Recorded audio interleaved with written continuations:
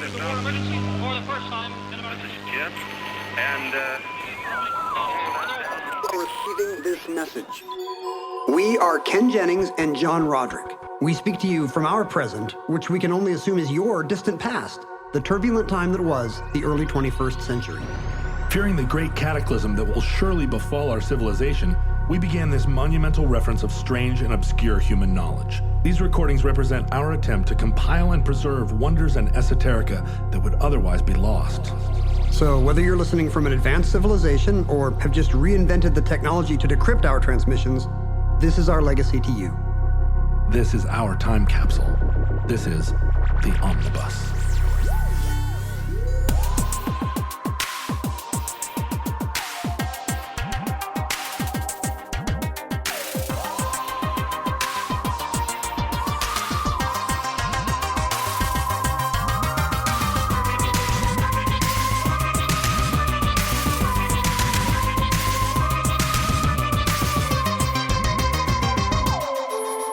You have accessed entry 527.EZ1724, certificate number 1751. Ghost Forests.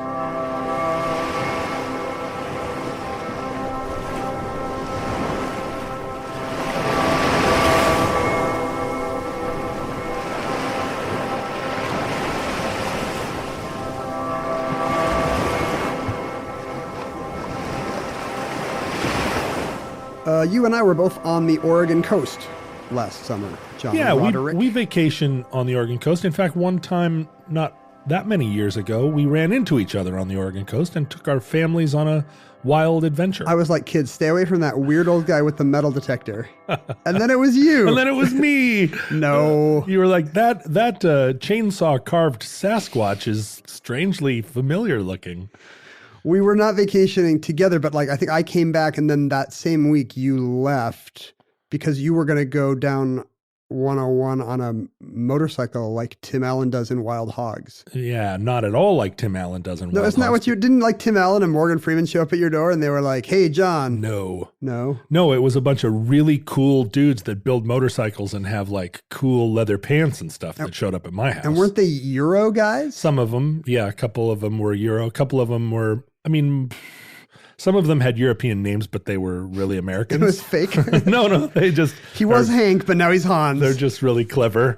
A lot of New York people, but the coastal mountains of Oregon have wonderful logging roads that there's really no traffic on. And we had a collection of pretty cool, like big displacement enduro bikes, so off-road, on-road, kind of multi-sport bikes. Enduro bikes. Yeah, so we went down the coast, but then we would head up into the mountains and find like these gravel logging roads kind of carved out of the side of, really like cliff faces. Sure. And the other guys were good motorcyclists, so they were hauling around, spitting up dirt and chasing each other up these mountain roads. I am not a good motorcyclist. Are you like, hey guys, wait up? I did not. I got some really good advice from friends of mine that are motorcycle racers, and they said, do not try to catch them. Let the good motorcycle people go ahead and have their fun, and you just ride your motorcycle at your pace. But what if they ditch you? No one wants to ditch me because I'm the fun, Ken. At the end of the night, you want me around the campfire. That was my experience as a rugby player too. Wait. As a rugby player? I was a terrible... First of all, are there even campfires in rugby? I don't know a lot about the sport, but... But at the end of a rugby tournament... They burn the other team. There's a second tournament, which is a beer drinking tournament. It's not a tournament of rugby with beer drinking. It's a tournament of beer drinking. Of beer drinking. So the rugby teams, they fight on the gridiron or whatever they call a rugby pitch. I thought you were an ex-player. Well, I am, but I was terrible at it. I was so bad at rugby. I just couldn't conceive of the action is happening really fast. It's going in a lot of directions. Rugby's a fairly confusing game. Yes. All the scrums. All the different scrums. And I was big, and they liked me there as a second row. What era is this? You're in your... I was in my 20s, early 20s. They liked me there just as meat, basically. But the problem is if I ever came into contact with the ball, I had no idea which direction to turn. I just grab it and just run until I was murdered. You're basically the kid in right field just praying the ball does not come his way. Yeah. We'd burst out of a scrum and I would start running, and it was like a 7-year-old playing soccer. I would just, if someone had the ball, I would just run at them. And if I could slam into them, I felt like I was doing a good job. But like if I was ever found myself in a strategic situation, I was like a sheep at one of those like little kid rodeos where they put a kid on the back of a sheep and just. That's what they should have done. They should have put one of the smarter players on your back, like a small little guy, like a little monkey on your shoulder. Just ride this guy in the right direction. Or you could add one of those cards on your wrists, like quarterbacks have, so that if something goes wrong, you can just like look at some of the plays and be like, "I'm going to do that one." What I did was I always turned around and looked for the smart rugby players, and I was like, "What do?" And they were like, "Follow me." I'm not sure I believe there are smart rugby players. It's a gentleman's game. Is that right? But I thought it was just big dumb Australian guys. Yeah, but Australians are just intrinsically smart. Really? Yeah, because they're descended from wily criminals who had to like pick locks and stuff. Then where are all the particles and planets and whatnot discovered by Australians? Nobody's ever like. The thing is, they're on the southern hemisphere and they can't see planets from there. Right? They're they don't have a good view. They're staring into the void of space. But at the end of a rugby tournament, when the drinking tournament started, I was an invaluable member of the team because I could consume massive quantities of beer and not ever lose my competitive edge. And so when you stopped drinking, was that a real gutting thing for your Well, that was the end of my rugby career? The end of my rugby career. Why'd you quit rugby, John? Oh, I had to. I quit my drinking. liver. But on the motorcycle group, like they needed me around the campfire. First of all, I could start a fire, which most of them are from New York or Europe. They don't know how to start a fire. All these guys from Williamsburg named Stefan could not. Yeah. They're like, okay, we're here. And they, they're setting up the camp. And then also, and plus they needed you to sing Michael Row the Boat Ashore. Yeah, I've got all the good songs and stuff. You had a guitar on your back on the bike, right? No, but I can make an instrument out of anything. So we'd pull into the campfire. And you'd go wandering through the woods to find the exact right maple tree. I'd find some ferns. I'd find some moss. I'd string it together.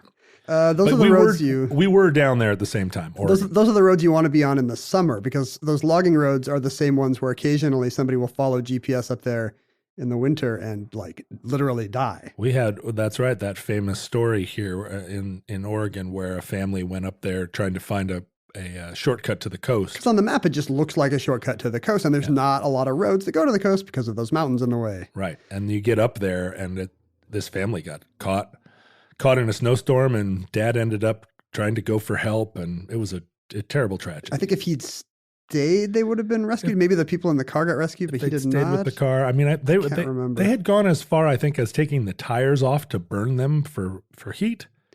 But they could have, I think, just huddled it out. What happened to our fun vacation story?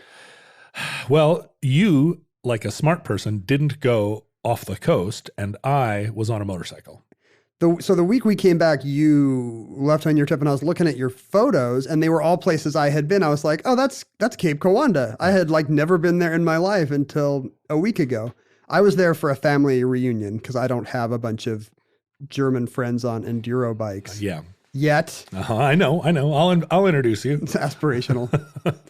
And we had kind of decided on the Oregon coast. Mindy was really trying to get everybody to go to let's all go to London or Paris. Are there some family members that are flying averse or foreign country averse? I think there was a father-in-law who realized he might have to pick up a lot of plane tickets in that case. Oh. And he became buying 12 transatlantic fares averse. So then it was like, how about the Oregon coast? And, we tried to warn them, hey, Oregon in the summer, the weather's going to be uneven. Right. If you're picturing a sunny beach vacation. And this is exactly what happened. We were driving out there, and it's a beautiful crystal clear day all over the west. And then you get 3 miles from the coast. Right. And suddenly there's marine layer in front of you. You're like, wait, what? Yeah. You're in Goonies town. We found the only place in the West where it's bad weather. And then it's just going to be gloomy Fratelli Brothers Goonies weather. Right. I mean, it's the middle of August and it's cold there, cold and wet. And it'll change, suddenly one day it'll be perfect. Beautiful and clear and blue skies, and you can see gray whales heading up the coast. And then the next day it will be, again, Goonies weather. But I used to go to the Oregon coast as a kid, and I didn't mind that. But we tried to warn everyone, and I don't know if they really heard us. Right. Because the day we got to the house we had rented, yeah, everybody's kind of like, It's like Cape Cod in November. Yeah, or San Francisco in the summer. Yeah, right. Like San Francisco's very nice, but It comes in. it's super foggy in the summer for some reason. I think it's all the dry air over Napa or high pressure over Napa or something. It keeps the fog over the city. The corny old thing that my dad always said, which was that the coldest winter he ever spent was a summer in San Francisco. Was your dad Mark Twain? My dad found a way to say that every time San Francisco was mentioned in conversation, which when I started touring in rock and roll happened a lot. That's a pretty famous quote, though. Like, that would be like somebody being like, well, as I always say, 7 years ago. Like, Well, we know that's not a joke you came up with, John's dad. Every December 7th, I find a way to say that's a day that will live in infamy. Like, do you think each successive Oh, yeah. December 7th, not 1941? It still lives in infamy. Like, it was a day that will live in infamy. Is it because of bad things that happen on that day every year, or like to you are worse than Pearl Harbor? Infamy is not transferable. If you have a day that lives in infamy, you can assume that Roosevelt meant that particular December 7th, 1941. But you think it's... But I think it extends. If you look at the fine print... Yeah. I guess what I'm saying is infamy is transferable.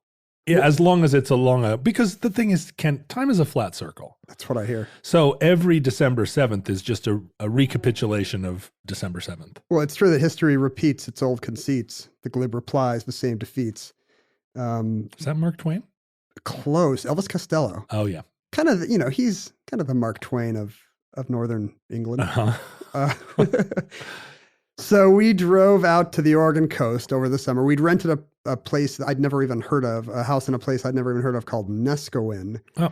But it was beautiful. It's like due west of Salem, maybe. It's pretty far north. Yeah, Tillamook-y. It's a little south of Tillamook, Yeah. but not that far, where the ice cream is mined. Yep. Where they mine the butterscotch ice cream. People line up all day to get into that Tillamook factory. Have you been? I've driven past quite a few times, and I've looked at the line and that stretches out around the building. It's a thing you could do in winter, and I'm sure nobody's there. I've gone twice because there's not a lot to do around that part of the Oregon coast on a cloudy day.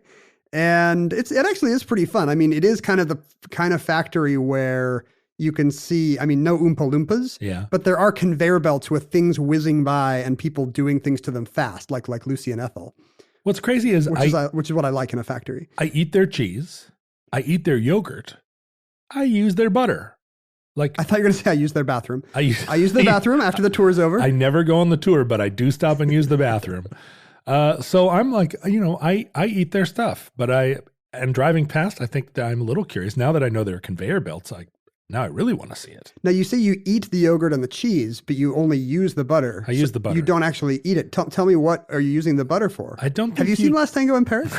I have. I don't think that you eat butter as much as you use it, because if you say I eat their butter, it implies like it's an entree? Yeah, or that you're sitting with a spoon. And I did go through a phase where I would take a spoonful of butter and dip it in a bag of brown sugar, which is like the fastest way to get the cookie dough experience without putting a raw egg in it. You're missing several ingredients. Yeah, I know, but brown sugar and butter is really, it's pretty close to the whole cookie experience. You've boiled it down. That's like the black tar or heroin or the crack cocaine of cookie dough. Everything else, like the flour, just gives you that uncooked gravy feeling in your mouth. And then not a salty gravy though, a sweet gravy. No, a sweet gravy.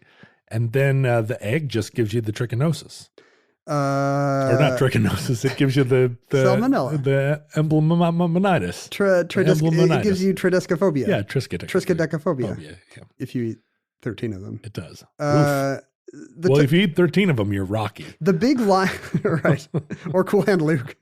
The big line at the Tillamook factory is at the end where you can buy ice cream. But they're just scooping it out of supermarket things of ice cream. Oh, wait, I eat their ice cream too. I'm like probably 15% Tillamook. They need to advertise on the show. Like they just got like 5 minutes of free. But yeah, so people will just stand in line for half an hour to get ice cream scooped out of a supermarket carton of ice cream. You guys don't have to do this. No, go to the supermarket. It's right there. Like upstairs, you can get free cheese curd samples. And I understand waiting in that line. Cheese curd seems like a regionalism that shouldn't have made its way to Oregon, but I guess they're cheesemakers. What would you say the region of cheese curd is? the region of cheese curd is absolutely Does it say that on the map? Yeah, it's like the land of Dairy Queen. It's the North Midwest. So cheese curds right. are Minnesota, Like Wisconsin, right. Iowa. You can get cheese curds there in every gas station. It is the squeakiest way to eat cheese. Oh, it's so squeaky. If you want some kind of cheese that goes, it is salty. But there are places like you're driving through Wisconsin. It's just like cheese curds, next exit. And every other exit. Yeah, right. Every subsequent exit. The cool thing about this particular stretch of the Oregon coast is it's a place where, Highway 101 just runs right along the beach for a lot of Oregon. Yeah. And there'll be like some rental houses to your right of you and rental houses to the left of you and kind of crappy gift shops. And then endless beach. Endless beach. And people driving on it because you can do that in Oregon. You can drive on the beach. You can't gas up your own car, but if you can arrange for someone else to, you can drive on the beach in it. We the motorcycle bros all went down and rode on the beach, but at that point in the trip, I did not have the confidence on a motorcycle to risk whatever crazy spin out I was risking down on beach Was this sand. early in the trip or late in the trip? Early in the trip. You hadn't yet. So I went up and tootled around on some roads while they were down spinning out on the beach. Does it chafe if you're on a bike for a week? Are they comfy? They are. I'm just thinking about being on a bike for a couple hours. They are. Well, I'm used to being in the saddle. It's true. Yeah. If you've got a cowboy's ass. That's right. and you do. Mounted right here in this room, weirdly. I do. It's one of my first taxidermies. It doesn't really look like a cowboy's ass anymore because I used the wrong kind of filler. But this, we were staying near Nescoin where Highway 101 curves away from the coast because of some coastal, like mountains right on the headland. Headland, exactly, which is beautiful because, the last thing you want on a beach vacation is a big highway a block from your driveway. Right. And here we kind of drove up into these fog-shrouded mountains looking down over the beach. And there's this big sea stack called Proposal Rock. I guess some settler proposed there, maybe? Maybe it's Promposal Rock. Maybe he did an elaborate promposal. He just painted the rock and said, like, class of 62. Will you go to prom with me, Susan? Maybe they finally maybe in their storm-tossed ship, they finally crossed the wine dark sea and crashed into this rock. And when they walked out on the sand, he was like, will you marry me? We made it. It's big enough that it has trees on it. You can actually hike up a little trail to the top if it's low tide, so it's not an island. But as we walked out on the beach in this kind of gloomy day with Mindy's disappointed family, who's like, in bathing suits, where the sun at? Right. The beach, it's very low tide. We didn't know that, but we arrived at super low tide. And there are these large rows of what look like large black boulders lining the beach. And we walked down to them and they're black because they're covered in barnacles and mussels. And in some cases, sounds like me. Yeah, it was. And one of them stood up and was like, Ken, my friends left me. Have you seen Stefan? They were big enough that they had little indentations at the top that had become tide pools. Oh, cool. With full of little crabs. Little hermit crabs and green sea anemones. So cool. And starfish along the sides. So our landlubber relatives loved this. Right. But they were like, what are these things? Why are there big black, what looks like basalt boulders in the middle of this sandy beach? Are they evenly spaced? Yeah, there's a few dozen of them. And they just kind of dot the sand. Yeah. Most of them are like kind of waist high, but a lot of them are taller. I think there were a few that were kind of more monolith-like, like one of the Stonehenge stones had gotten left there. Or as tall as a person or the monolith from 2001. Yeah, maybe as tall as a person. But most of them were shorter, so you could look down into the little tide pools. And I said, yeah, I think they must just be black coastal volcanic rock. But we started poking at them and they were kind of spongy. And I said, well, it's sometimes when you see this, it's like the piling of an old pier. Because, you'll see that on Washington beaches where the pier is not there anymore. But I looked around and they were, first of all, they were everywhere. And second of all, they were kind of running parallel to the beach. They were not running out to sea like you would expect if it was an old dock or pier of some kind. And how big around were they? You could not put your arms around them. They were quite large and often a little wider at the bottom and tapering at the top. And I felt like a doofus because everyone's Sure, like, they're all looking at you because you're Ken Jennings. we're from landlocked states where, There aren't these. yeah. None of this. Where you do not want to go for sushi. The Great Salt Lake never had any trees around it, I'm guessing, right? Are there trees around Great Salt Lake? There's one tree. They decorated at Christmas. So I'm supposed to be the pro here, and I have no idea what this is. So I get out my phone and I start looking, and I realize we're looking at one of the great attractions for at least the last 20 years of the Central Oregon coast, which is the Nescoin Ghost Forest. Ooh, we're haunted by spooky trees. These are trees that died with unfinished business. They were murdered. Right, and now they've come back. They kind of were murdered, it turns out. These were they're Sitka spruce, so they were huge. They were 150, 200 feet tall. They're taller than the Statue of Liberty, minus pedestal.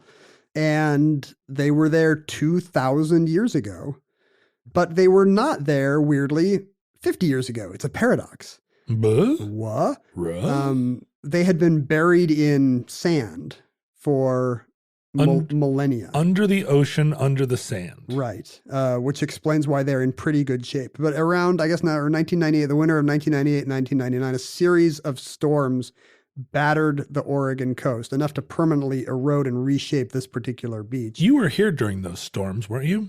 That was a very, very stormy winter. I was not. I was still at college, but I remember hearing about it. Yeah, the West Coast was lashed. In fact, the storms were so intense that a lot of the storm monitoring equipment that was kind of up on towers or on rooftops, the storm monitoring equipment hit maximum, set the record for wind speed, and then were blown off.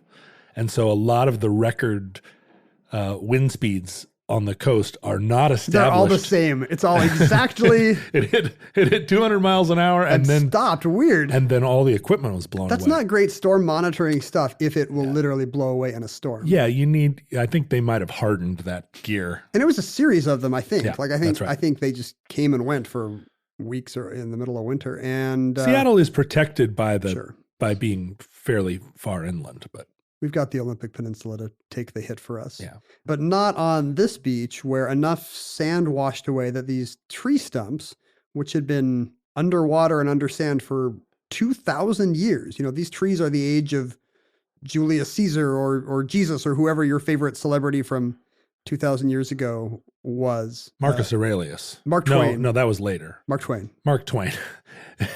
These trees are as old as... The coldest winter I ever spent was summer in Rome.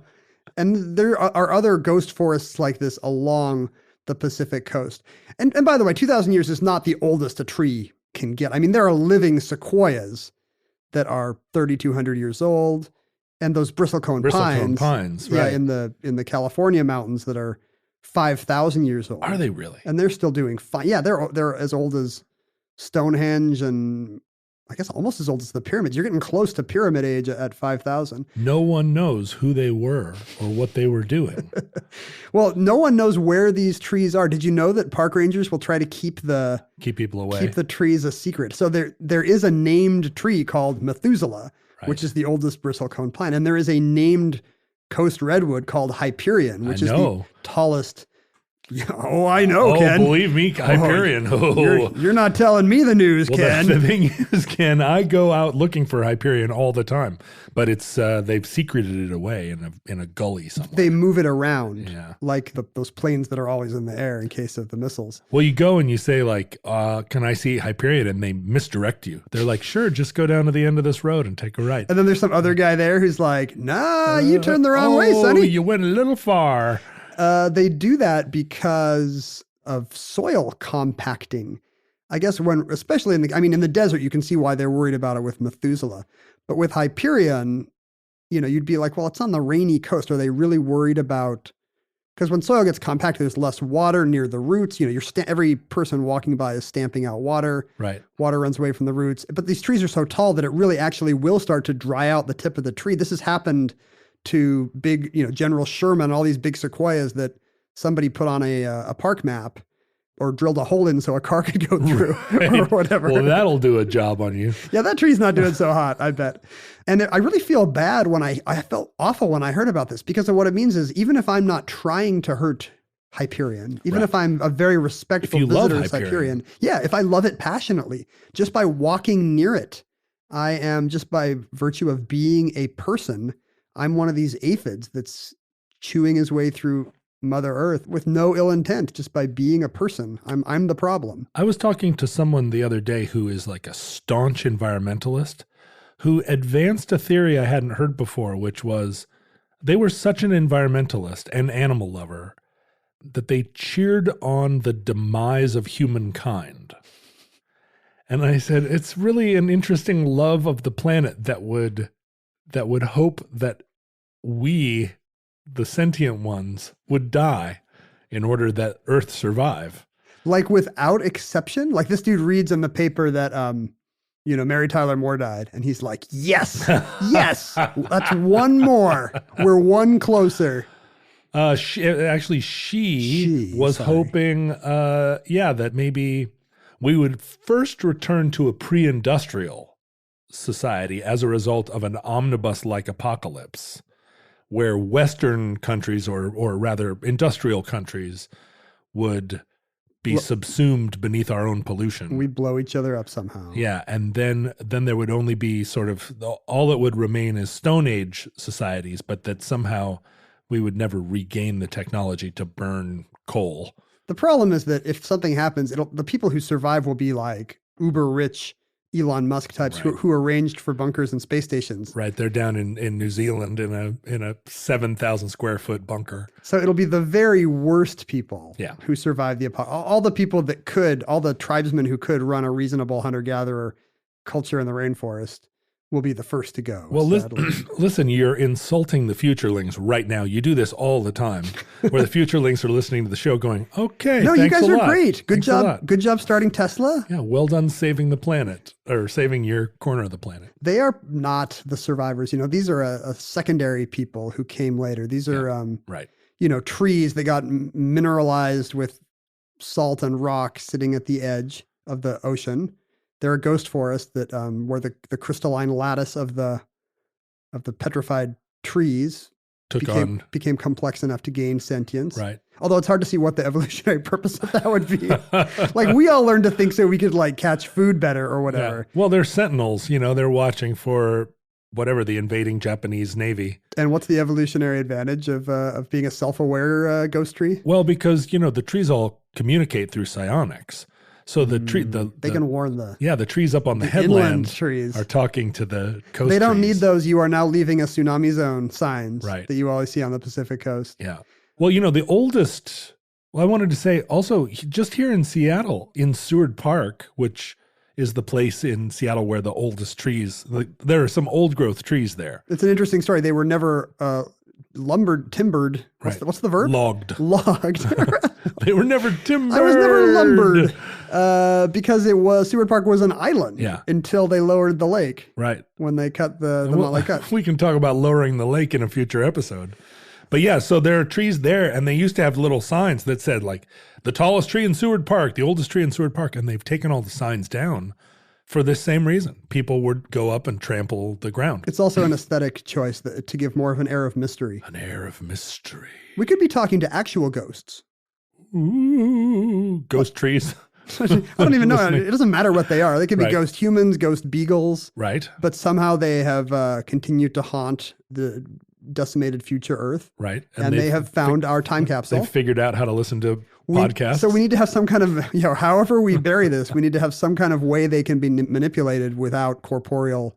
Like ghosts can lower temperature, right? So we just have to have cold activated time capsules in case they're discovered by ghosts. I was thinking one way we could do this is put the entirety of Omnibus on a loop so that it never stopped playing. Just blare it? And it's in a cave. And so it plays throughout the millennia based on a perpetual motion machine that we're going to create. I've seen this Twilight Zone. So the futurelings think it's some kind of elder god that lives in the cave. Right. And then they go in there and it's just a computer with tape rolls. It's Right. you and I are the elder god. It's just an ad for Nabisco over and over. But this plays, and so future ghosts won't need to have corporeal form to like push buttons, turn on, listen to podcasts. They'll just go into the cave. Because it's a bummer about being a ghost is you just have to watch whatever in the house, like people in the house are watching. Right. Like you could be like, no, don't change it away from, and they're just like, hey, Big Bang Theory's on.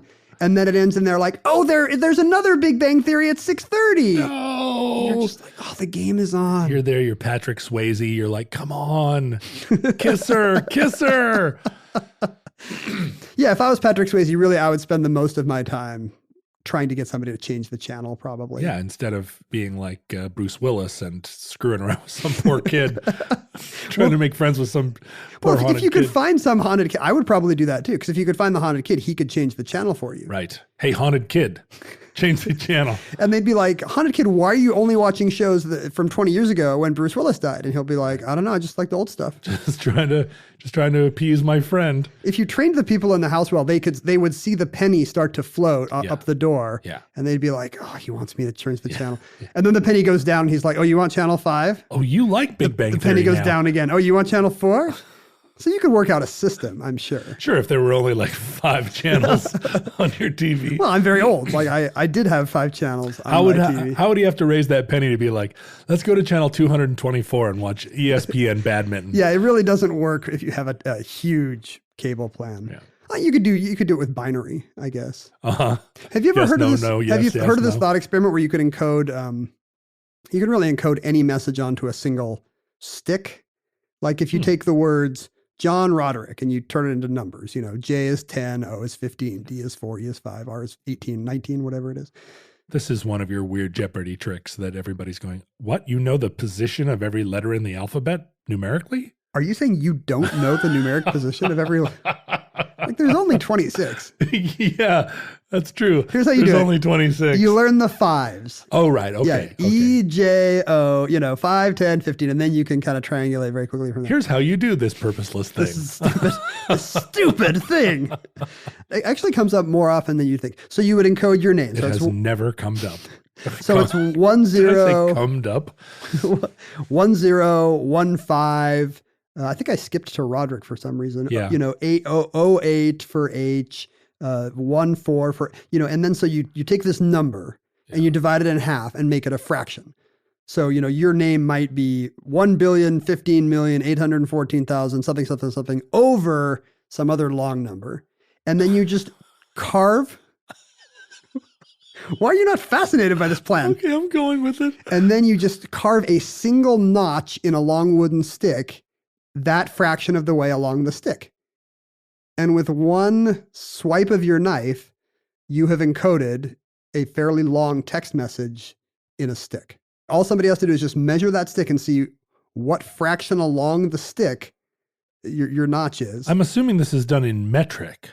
It doesn't, for the purposes of the story, that's not terribly important. Well, but I mean, the person that decoding it is going to have to know the measurement format. Sure, it's not intuitively obvious. You wouldn't just be walking in Seward Park, see a stick with a line in it and be like, I've got to get this to my lab. Where are my calipers? Get my calipers out. The problem is you can't encode very long messages this way because very quickly you get smaller than the size of an atom. Right. Much less the ability to wield a penknife accurately. Right. Because the penknife itself would create a notch far greater in width than you could. If you're trying to put the Bible in a stick, then the width of your penknife is Song of Solomon. Right. So a lot of room for error there. Song of Solomon. You like referencing that book of the Bible. You feel like that's the sexy one, don't you? Yes. You read that late at night under the covers. With my flashlight on. Ken, what are you doing in there? Nothing. Reading the Bible. When the scientists first discovered the ghost forests, specifically the one at Nesquin, but also others further north, they assumed that they had been buried, they had died off gradually and then been buried by... As part of a slow rising of the sea level? Sure. Sea level rises or the land lowers. That's something we always forget about rising. Right. Sea levels. There are places on Earth today where sea levels are still dropping just because... in the Baltic, for example, sea levels are actually dropping. And it's not because sea levels aren't rising. They're rising everywhere. But the land is rising faster than the ocean still. So I guess what I'm saying, futurelings, is that's where the dry land is in Waterworld. Go to Finland. They're probably living on the shores of the great inland sea of the Missouri Basin. I would hope so. Right. But when geologists looked closer at this particular ghost forest in Neskowin, what they found was quite a bit of like litter in the soil, the kind of stuff that would have been washed away by, not litter like Cracker Jack boxes, Right. but just, junk. Yeah. Stuff that would have been washed away by a gradual process. And it's all there in situ, as if frozen in time, like a velociraptor skeleton. So leaves and moss and stuff that would have long died is still embedded. Yeah. Wow. So all this happened at once. And so we now know what happens with these ghost forests is, first of all, the waves kind of cut a platform. Like you'll see this at the base of a cliff. Mm-hmm. There will be a big flat sandy expanse. Mm-hmm. And that's just what happens. That's just a natural erosive process. When waves continue to hit essentially a horizontal wall, they will carve out a flat platform right in front of it. Right. Then there's some kind of tectonic uplift that pushes that ground up. Plants start to grow. Eventually trees grow. And then something terrible happens. A tsunami, I always say the T in tsunami, and I think it's still try hard. Tsunami.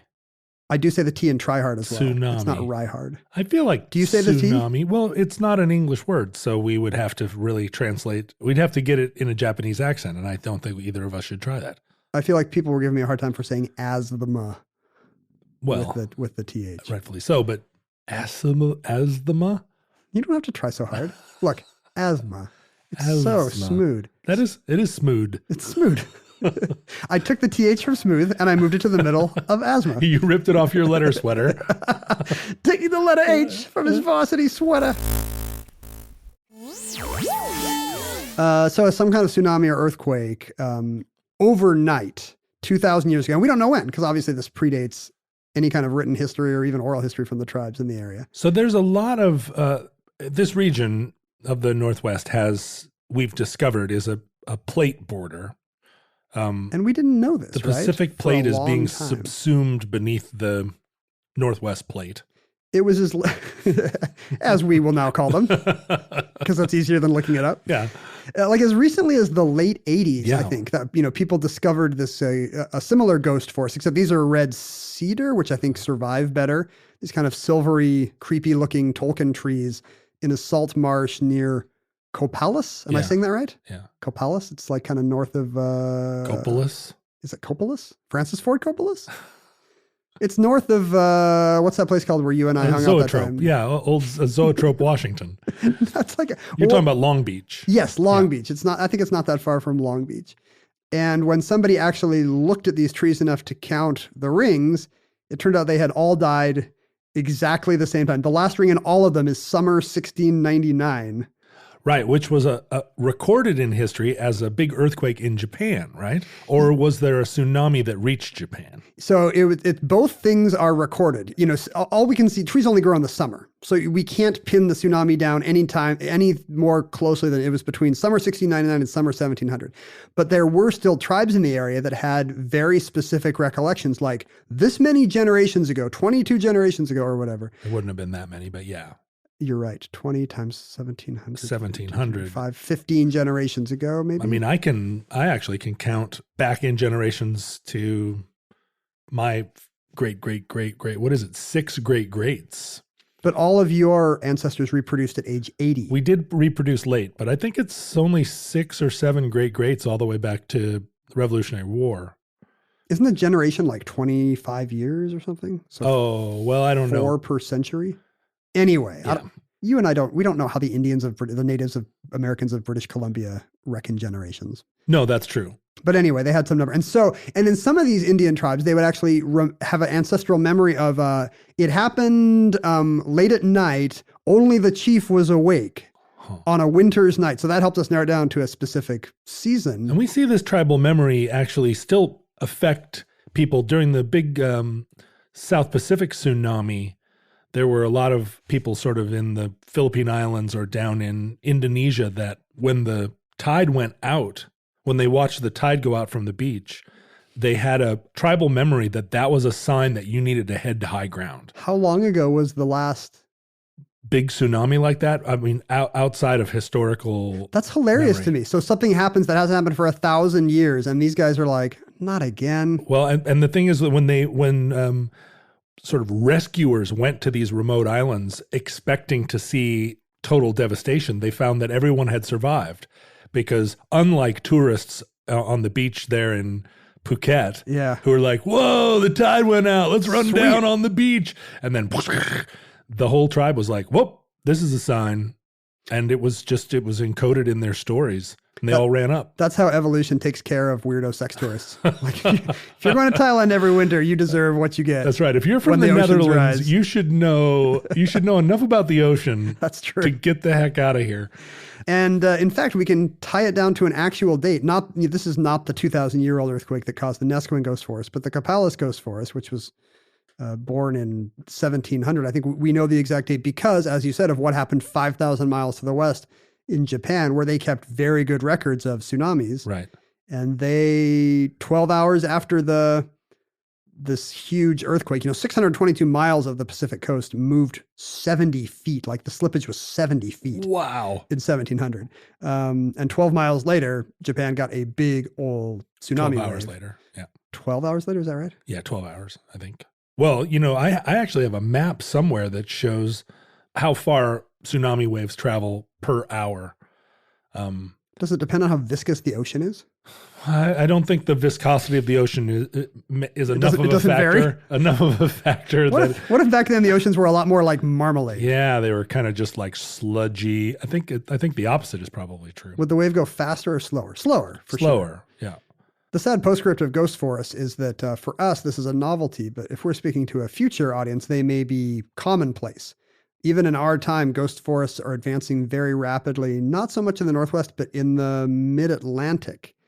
As sea levels rise, the mid-Atlantic region of the United States happens to be part of a tectonic plate that is sinking concurrently. Mm-hmm. So a lot of areas that never used to get tidal seawater rushing in are now effectively becoming salt marshes, and whole groves and stands and forests of trees near the Atlantic coast are starting to die off. But they are slowly dying. Trees this is not an overnight subduction zone event. And trees can survive for a while in salt water as it comes and goes. But as the tides gradually rise, these forests' days are all numbered. It's not that the salt kills them. It's just that having their roots submerged is what chokes them off. I think it's both, but I think the salt is very harmful to it can't keep its chemistry if suddenly all its water has a totally different ion mix than it's used to. Like you can kill a tree in your yard just by repeatedly putting salt around the roots of it. Oh, yeah, I guess that makes sense. It would have a ionic difference. It would change the tree somehow. Right. But there are, I think right now it's the most obvious indicator of climate change in our time, at least in this country, is just the advance of salt marshes killing what were forests on the East Coast. So that's cheery. That's nice. I'm always cheered by the exciting new ways that climate change is murdering things. And this seems like a beautiful one. It doesn't have one MO. Climate change is not like the crazy guy who's always, he stitched the letters RSVP in the back of his victim again. Right. Climate change has a new MO every time it kills somebody. The oldest ghost forests are the petrified forests, and those forests date to the Triassic period. So some of those petrified forests in the Southwest are 200 million years old. Wow. Yeah.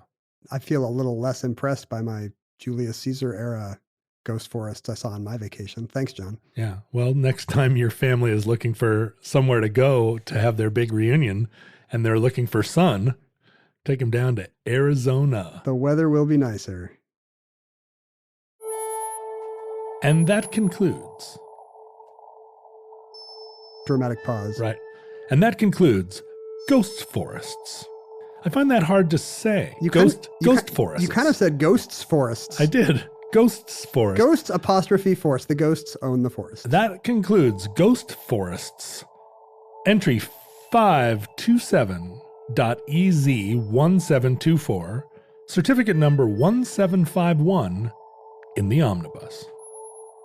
Futurelings, I never have the notes for my outro ready at this stage. I think they know this. And I always have to open them. I'm always surprised by the end of the show arriving. And I'm like, oh, that's right. I have things to do. I have to give an outro. And then I have to click on my machine and then wait for it to figure out its computerness. Well, this is not live. You didn't have to do all this.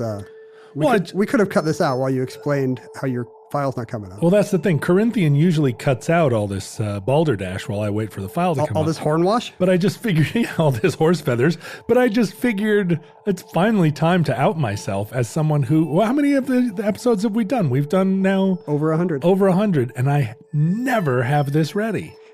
Can't you do the first part just on your own? You're just saying a bunch of email addresses and social media handles. Yeah, you would think. I don't know why I need the crutch. It's not like we stick to this script. The second one I always look up. Yeah, I do too. Because sometimes we read the second one just all the way through.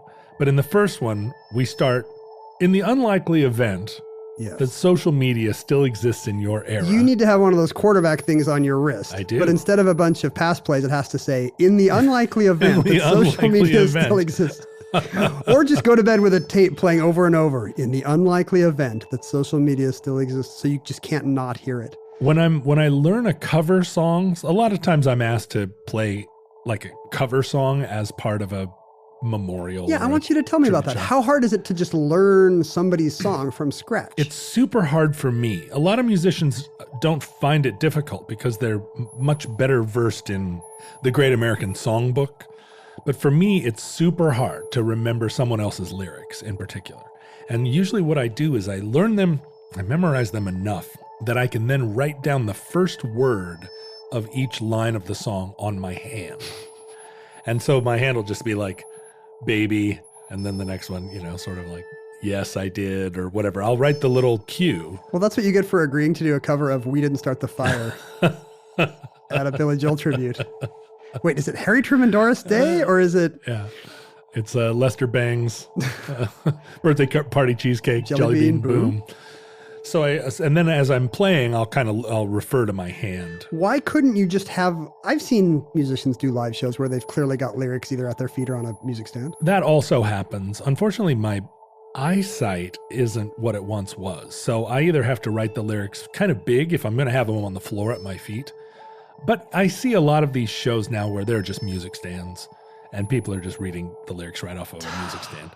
And kids. I do feel like it's cheap, but I also have resorted to it. What if you hired me as like a rock and roll cue card guy, where I'm kind of kneeling on one knee in front of you with these massive signs that are like, history repeats its old conceits. And then I put it down and the next one says, the glib replies, the same defeats.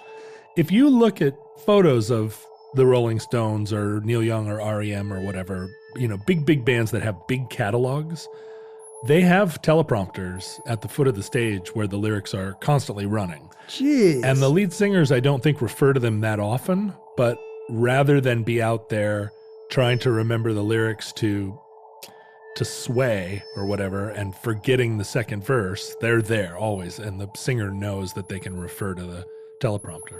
Maybe it's just maybe it just helps you be more of a performer if you can focus on other stuff. Right, jumping around. But that means that the Rolling Stones or REM has a teleprompter operator somewhere under the stage listening to the show and moving the lyrics forward. Do they do the banter as well? How you like it says how you doing out there on the teleprompter? I've definitely done tours with big bands where the singer says the same banter every night at the same place in the show and has it scripted so it sounds like they're just thinking it up. Hey, what's up, Cleveland?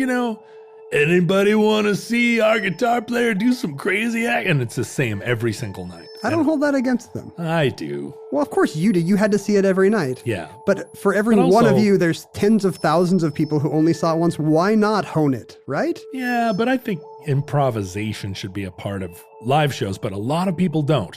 A lot of fans want to hear the music done exactly right. When I saw McCartney, it was very clear that he was telling the same stories every night after the same songs with the exact same kind of studied jokes. And I think he's decided that's what I want to make sure nobody risks having a story told wrong. A subpar McCartney show. One subpar break or whatever. But that is the kind of thing that makes McCartney corny. John Lennon would not do that. It would be very hard for him to do it now. Well, I don't know. This show may be being presently enjoyed by the ghost of John Lennon. By hologram John Lennon. You beat your wife. Oh. Now he's not going to listen anymore. Yeah, Mary Pang the ghost of Mary Pang has some awful stories to tell about your lost weekend. Anyway, future John Lennon and future Mary Pang. It's actually May Pang. Oh, sorry, May Pang. That's okay. Well, I always thought of her as a Mary. May. I guess May is kind of a sweeter name. May Pang rock stars. If their wives are okay with it. If you want to read this kind of super funny improvisational banter on Ken's Twitter page, I highly recommend you go there at Ken Jennings. He's constantly up to the moment, ripped from the headlines humor. Just hilarious fractured takes on the day's events and current events. That's right. You can go to my Twitter feed, which I do not really participate that actively in. You're not really selling it there. But there is some fun stuff there, particularly if you want to scroll back. But also, I do go to Ken's present Twitter. And I mean, if people in the future, they don't know. They don't know. It's all past Twitter to them. Sure. I'm at John Roderick. You know what? Just go follow me to bolster my numbers so that I get better service at Delta Airlines customer service. But if you do that, make sure you follow me as well, so I maintain my lead. Ugh, his lead. He has a well and dutiful. Bleh. Ken has a studied lead at Ken has a lot more Twitter followers than I do. A lot more. It's really embarrassing. They're all bots though. And but ghosts. He was famous on TV and I wasn't. They're all bots and ghosts. Bots and ghosts. If you're a bot and ghost, come over and follow me. I'm a lot of fun. Some of them are ghost bots. They've been unplugged, but they're still just still out there. They're still like, make America great again. Retweet, auto retweet. But I do have fun on Instagram at John Roderick. Ken is only there as a lurker. You can email us, which is super fun, at omnibusproject@howstuffworks.com. Our Futurelings page on Facebook is really like a lovely, lovely, lovely community of very smart, funny people having a wonderful time with one another. To sign up, you'll have to say what kind of futureling you are. And I saw someone yesterday who said a fan of John Roderick only or something. Whoa. And I was like, wow. Boo. So I did not. No, you didn't let them join the page, right? No, I did. There's no right answer, but you do need to answer the questions. Unfortunately, if you don't answer the questions to join the Futurelings page, somebody in the chain of command will just delete your application. It's pretty harsh. That is harsh. Like, we don't even send a letter saying, we have considered your application. It does not meet our present needs. Yeah, it's just like, sorry, too bad. And we just heard recently that if you're trying to join the Facebook page Futurelings from an Android device, if you have Facebook Lite, it may not show the questions. And for that, we're sorry. So go back on your laptop and try again. Also, you can send us mail at P.O. Box 55744, Shoreline, Washington, 98155. And I thought about this the other day. I keep asking for tailored clothes, but they can't tailor clothes to me at a distance. What I do want is your dad's old Ray-Ban sunglasses. So if you have Ray-Ban sunglasses just lying around in a drawer, send them to me at P.O. Box 55744, Shoreline, Washington, 98155. And bulk up my collection, because I do have quite a few of them. Couldn't you just go on eBay? Yeah, I do that too, all the time. But this is like direct. This is free. This is direct communication with people who might have sunglasses piling up around them. And couldn't people tailor your clothes if you just gave your measurements on the show? Yeah, but I don't really want to do that. Is that too personal? A little bit. I mean, I don't want to, I dress right. I don't want to give them everything. You just did. Well, that one they can guess 50-50, I think. Sure. You could encode it in a single penknife notch on a stick. I could. People could write in and request the stick. They could decode from the stick your suit measurements. But the system of measurement I use is going to be atomic. What you should do is you should send some kind of replica of your body life size to people who send in a self-addressed stamped envelope. like some kind of an inflatable doll they could inflate, or I'll just scan myself like at the airport, a scatter scan. or one of those spongy dinosaurs you put in water. Like you send somebody a miniature John and they put it in water and it grows to full size so they can try clothes on it. I feel like this is some sort of fanfic. Yes, send me a sponge, John. I'll measure it. Listeners, from our vantage point in your distant past, we have no idea how long our civilization survived. The Sitka spruce forest in Nesco in Oregon thought everything was going great until the day it wasn't. They sure did. We hope and pray that the catastrophe that we fear may never come. But if it comes soon, if the tsunami wave of blood and marmalade comes soon, this recording, like all our recordings, may be our final word. But if Providence allows, we hope to be back with you soon for yet another entry in the Omnibus.